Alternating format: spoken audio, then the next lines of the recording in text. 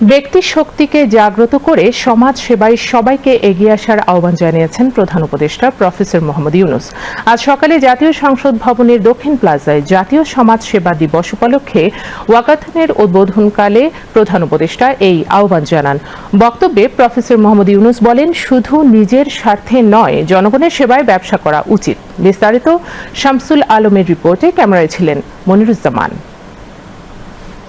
সেবার বার্তা ছড়িয়ে দেওয়ার প্রত্যয়ে রাজধানীতে আয়োজন চলো হাঁটি ওয়াকাথন 2025-এর। বৃহস্পতিবার এই ইভেন্টের উদ্বোধন করেন প্রধান উপদেষ্টা প্রফেসর মোহাম্মদ ইউনূস।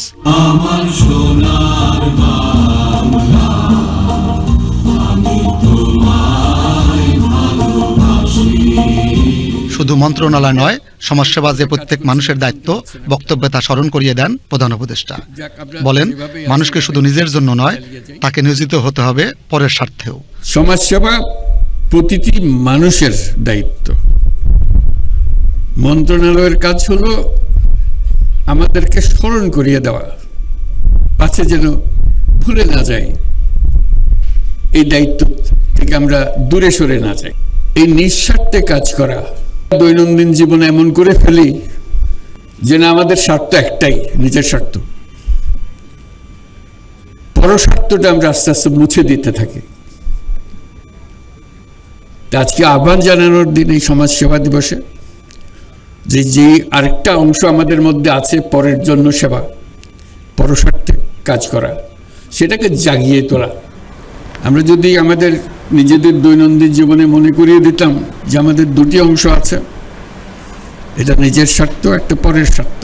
প্রফেসর মোহাম্মদ ইউনূস বলেন, এটা প্রমাণিত, গণমানুষের শক্তির কাছে বাধা হতে পারে না কোনো কিছুই।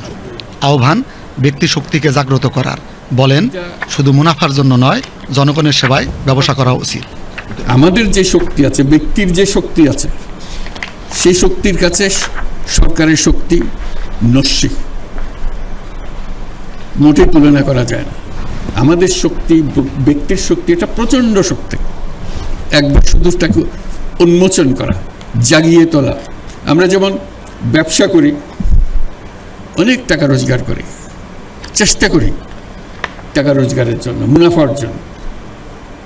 যে যত বেশি মুনাফা করতে পারে তত আনন্দ পায়। এটা হলো নিঃস্বার্থের ব্যবসা। একটা কিছু চিন্তা করে দেখেন, পরস্বার্থে ব্যবসা হয় কিনা। এটা কিন্তু নাই, আমাদের প্রচলিত চিন্তার মধ্যে আমাদের কাছে নাই।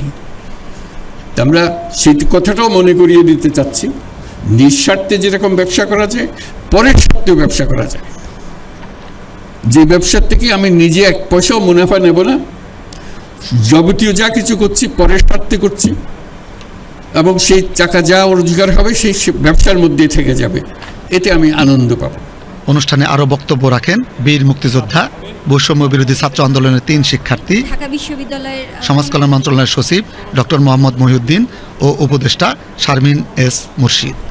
তুমুল করতালির মাধ্যমে শুভ উদ্বোধন হলো। পরে ওয়াকাথনের আনুষ্ঠানিক উদ্বোধনের অংশ হিসেবে বেলুন ও পায়রা ওড়ান প্রধান উপদেষ্টা প্রফেসর মোহাম্মদ ইউনূস। এ সময় ওয়াকাথনে অংশগ্রহণকারীদের সঙ্গে শুভেচ্ছা বিনিময় করেন প্রধান উপদেষ্টা। চলো হাঁটি ওয়াকাথন শুরু হয় সংসদ ভবনের দক্ষিণ প্লাজা থেকে। আশেপাশের পথ প্রদক্ষিণ করে তা শেষ হয় মানিক মিয়া এভিনিউ এসে। Shamsul Alam, BTV news.